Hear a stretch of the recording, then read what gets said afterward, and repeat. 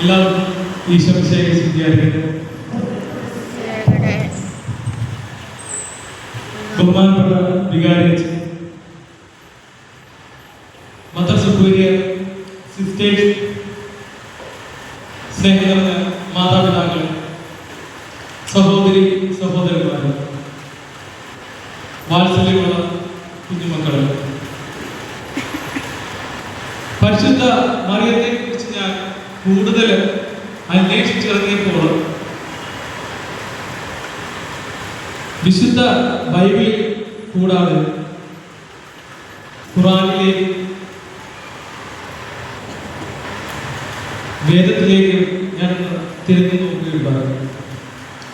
പ്രിയപ്പെട്ടവരെ, നിങ്ങൾക്കറിയാം, പരിശുദ്ധ മറിയത്തെ കുറിച്ച് ഖുറാനില് ഒരു അധ്യായം തന്നെ ഉണ്ട്, സൂറത്തുൽ മറിയം.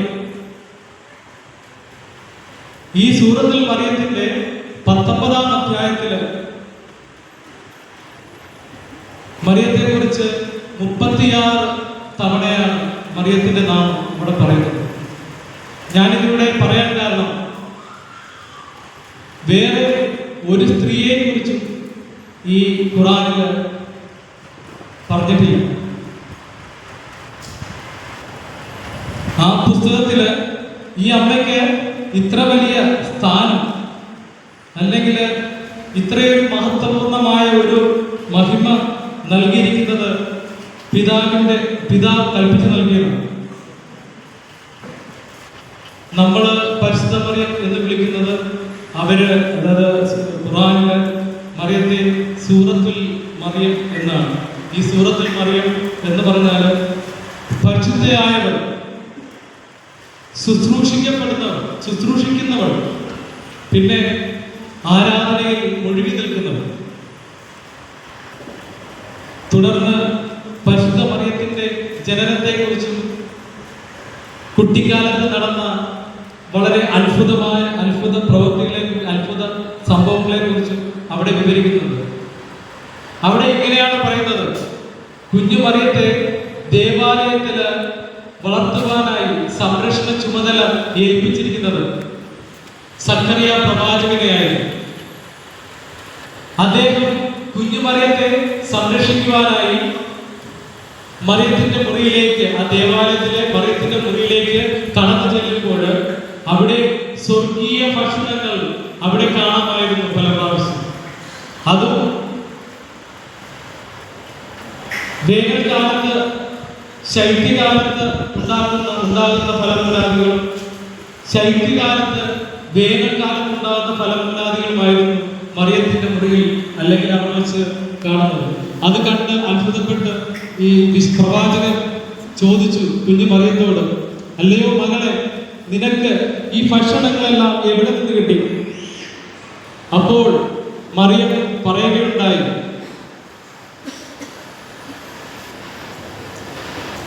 ഇത് എനിക്ക് ദൈവത്തിൽ നിന്ന് ലഭിച്ചതാണ്. നിശ്ചയമായും തന്റെ പ്രിയപ്പെട്ടവർക്ക് അവൻ ധാരാളമായി നൽകും. വീണ്ടും ഖുറാനില് ഈ മറിയത്തെ കുറിച്ച് വിവരിക്കുന്നുണ്ട്. മറിയം ലോകത്തിലുണ്ടായ സ്ത്രീകളിൽ ഏറ്റവും ഭാഗ്യവതിയാണ്. അവൾക്ക് പരിശുദ്ധമായ പദവിയെ അവൻ ഉയർത്തി. അവർക്ക് പരിശുദ്ധനായ ഒരു പുത്രനെ നൽകും. അവൻ അനുഗ്രഹിക്കപ്പെട്ടവനാകും. അവൻ ജനിക്കുന്ന ദിവസവും മരണപ്പെടുന്ന ദിവസവും വീണ്ടും ജീവിപ്പിക്കുന്ന ദിവസവും ഉണ്ടാകും. ഇതാണ് ഈസാ നബി എന്ന് പറയുന്ന, ഇത് നമ്മളുടെ യേശു എന്ന് പറയുന്ന ആ ഇതിലേക്ക് വന്നത്. പിന്നെ മറിയം ദൈവിക കാര്യങ്ങളിൽ വ്യാപൃതയായും പ്രാർത്ഥനയിലും ഉപവാസത്തിലും അങ്ങനെ ഇരിക്കുക. 15-ാമത്തെ വയസ്സിലാണ് ഒരു മംഗളവാർത്തയായി ഗബ്രിയേൽ മാലാഖ വരുന്നത്. അതെല്ലാം അതിൽ വളരെ വ്യക്തമായിട്ട് അവർ പറയുന്നത്. അപ്പോൾ അതിൽ പറയുന്ന ഒരു വാക്യം ഇങ്ങനെയുണ്ട്: ഈ മംഗളവാർത്ത അറിയിച്ചപ്പോൾ വിഗ്രഹങ്ങൾ തകർന്നു വീഴുന്ന ഇതിൽ രേഖപ്പെടുത്തുന്നു. അതുകൂടാതെ പാതാളത്തില് പിശാചിന്റെ അലർച്ച ഉണ്ടായെന്ന് രേഖപ്പെടുത്തുന്നു.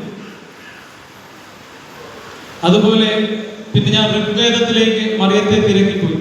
അവിടെ മറിയത്തെയും ദൈവപുത്രൻ അതായത് പ്രജാപതിയെ കുറിച്ചും അവിടെ ഇങ്ങനെ പല ഭാഗങ്ങളിലായിട്ട് പറയുന്നുണ്ട്. അതിലെനിക്ക് കിട്ടിയത് 10-ാം മണ്ഡലത്തില് 90-ാം സൂക്തത്തില് 7 മുതലുള്ള മന്ത്രത്തില് ഇപ്രകാരം പറയുന്നു: ഭൂമിയിൽ പാപങ്ങൾ അനീതി വർദ്ധിക്കുമ്പോൾ പുത്രൻ പ്രജാപതി പിതാവിനോട് അപേക്ഷിക്കും, ഭൂമിയിലെ പാപപരിഹാര ബലിയായി പോകാൻ. അപ്പോൾ പിതാവ് ആ അപേക്ഷ സ്വീകരിച്ച് തൻ്റെ ജ്ഞാനത്തെ സംശുദ്ധമായ സ്ത്രീയായി, കന്യകയായി, ലളിതാംബികയായി ഭൂമിയിലേക്ക് അയക്കുന്നു. അവളിൽ തൻ്റെ പുത്രനെ പ്രജാപതിയായി, ഹിരണ്യഗർഭനായി, ഏകജാതനായി ജന്മം കൊടുക്കുന്നു. പിന്നെ അതിൽ ഈശോയുടെ കുറച്ച് കാര്യങ്ങളൊക്കെ അതിനകത്ത് എക്സ്പ്ലെയിൻ ചെയ്തു. അത് ഇങ്ങനെയാണ്: ഈ ഋഗ്വേദത്തിലെ പ്രജാപതിയുടെ കുറച്ച് ലക്ഷണങ്ങളും നമ്മളുടെ ഈശോയുടെ കുറച്ച് ലക്ഷണങ്ങളും വളരെ സാമ്യമുള്ളതായിട്ട് എനിക്ക് തോന്നുന്നു. അവിടെ ഇങ്ങനെയാണ് ഒന്നാമത്തെ ആ ഒരു ലക്ഷണം പറയുന്നത്: രൂപത്തിൽ അവൻ മനുഷ്യനായിരിക്കും, എന്നാൽ സ്വഭാവത്തില് ദൈവത്തെ പോലെ ആയിരിക്കും. അതിൽ നിന്ന് രണ്ടാമത്തത്, പ്രജാപതി ഭൂമിയിൽ നടന്ന് നന്മകൾ പഠിപ്പിച്ച് അവസാനം ഭൂമിയിലുള്ള പാപത്തെ തന്നിലേക്ക് ആവാഹിച്ച് സ്വയം ബലിയായി മരിക്കുന്നു. ഈ പ്രജാപതി ദൈവപുത്രനായതിനാൽ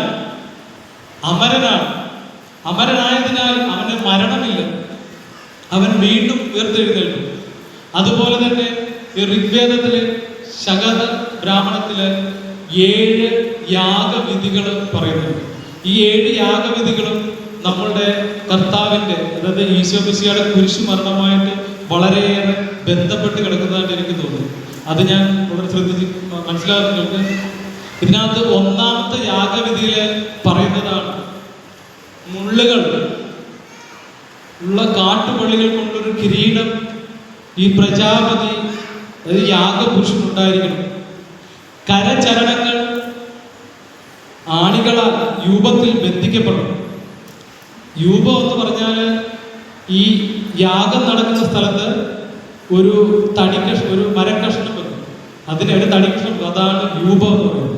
അപ്പോൾ അതും ഏതാണ്ടൊക്കെ നമ്മളുടെ കർത്താവിൻ്റെ കുരിശുമരണമായിട്ട് ബന്ധപ്പെട്ട ഇതാണ്. പിന്നെ മൂന്നാമത് പറയുന്നത് അസ്ഥികൾ പൊട്ടാൻ പാടില്ല. ഈ യാഗപുരുഷന്റെ അസ്ഥികൾ പൊട്ടാൻ പാടില്ല. നാലാമത് പറയുന്നത് സോമരസം, പുളിച്ച മദ്യം നൽകണം. അഞ്ചാമത് അദ്ദേഹത്തിന്റെ കച്ച പുരോഹിതര് അല്ലെങ്കിൽ ബലി നൽകുന്നവര് പങ്കിട്ടെടുക്കും. പിന്നെ ആറാമത്തെ മാംസം ഭക്ഷണമായി കഴിക്കപ്പെടണം. അതായത് ഈ യാഗത്തിൽ അർപ്പിക്കപ്പെടുന്ന ആ പ്രജാപുരുഷന്റെ മാംസം, അത് നമ്മുടെ കുർബാനയുമായിട്ട് ബന്ധമുണ്ടോ എന്നൊരു എൻ്റെ ചില സംശയങ്ങളാണ്. പിന്നെ ലാസ്റ്റ് 7ാമത്തെ കാര്യം, രക്തം പാനം ചെയ്യപ്പെടുന്നു. ഇത്രയും തെളിവുകൾ ഇവിടെ നിരത്തിയത് നമുക്ക് എല്ലാവർക്കും മാനസാന്തരം ഉണ്ടാവാൻ വേണ്ടി പരിശുദ്ധ മറിയം പല പ്രാവശ്യം ഭൂമിയിൽ പല ഇടങ്ങളിലായിട്ട് പ്രത്യക്ഷപ്പെട്ട് യേശു മിശിഹായ്ക്ക് സാക്ഷ്യം വഹിക്കുന്നു. ഈ പരിശുദ്ധ മറിയം പ്രത്യക്ഷപ്പെട്ടിട്ട് എല്ലായിടത്തും ആവശ്യപ്പെടുന്നത് നമ്മൾ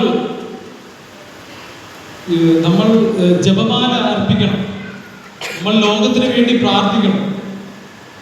ഈ എന്താണ് ജപമാല? ഈ ജപമാലയില് നമ്മൾ പ്രാർത്ഥിക്കുമ്പോൾ നന്മ നിറഞ്ഞ മറിയമേ നിനക്ക് സ്വസ്തി എന്ന് പ്രാർത്ഥിക്കുമ്പോൾ നരകം വിറയ്ക്കുകയാണ്, പിശാചിന്റെ തല തകർക്കുകയാണ് ചെയ്യപ്പെടുന്നത്. എന്തുകൊണ്ടാണ് ഈ നന്മ നിറഞ്ഞ മറിയമേ എന്ന മന്ത്രം ഇത്ര ശക്തമായത്? നമ്മൾ ആലോചിച്ച് നോക്കണം. ഈ പരിശുദ്ധ മറിയത്തിന് മംഗളവാർത്ത കൊടുക്കുന്ന സമയത്ത് ദൈവദൂതുമായിട്ട് വരുന്നത്. ദൂതൻ വന്നിട്ടത് ദൈവത്തിന്റെ വാക്കുകളാണ് പരിശുദ്ധ മറിയത്തോട് ദൂതായിട്ട് അർപ്പിക്കുന്നത്. നന്മ നിറഞ്ഞവളെ സ്വസ്തി, അത് ദൈവത്തിന്റെ വാക്കാണ്. അത് കഴിഞ്ഞിട്ട് എലീശ പുരോഹിതൻ പരിശുദ്ധ ആത്മാവിനാൽ നിറയപ്പെട്ട് പറയുന്നുണ്ട്. എന്താ പറയുന്നത്?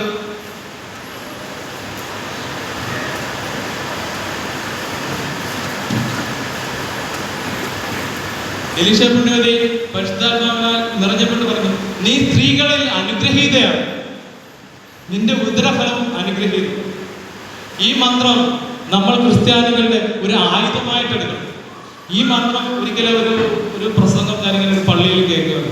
അവിടെ വെച്ച് ഇങ്ങനെ ആ പ്രസംഗത്തിൽ ഇങ്ങനെ പറയുന്നു, ഈ ബാധകളെ ഒഴിപ്പിക്കുന്ന ഒരു മഹാനായ ഒരു വൈദികൻ. ആ വൈദികന്റെ ജീവിത ചരിത്രത്തിൽ അദ്ദേഹം ഇങ്ങനെ എഴുതിയിരിക്കുന്നു. അതായത് ഈ ബാധകളെ അല്ലെങ്കിൽ പിശാചിനെയൊക്കെ ഒഴിപ്പിക്കാൻ വേണ്ടി അദ്ദേഹം ഉപയോഗിക്കുന്ന മന്ത്രം എന്ന് പറഞ്ഞാൽ നന്മ നിറഞ്ഞ മറിയമേ സ്വസ്തി, ഈ മന്ത്രമാണ്. അപ്പോൾ പ്രിയപ്പെട്ടവരെ, നമ്മൾക്ക് എല്ലാവർക്കും ഈ മന്ത്രം ജപിക്കാം.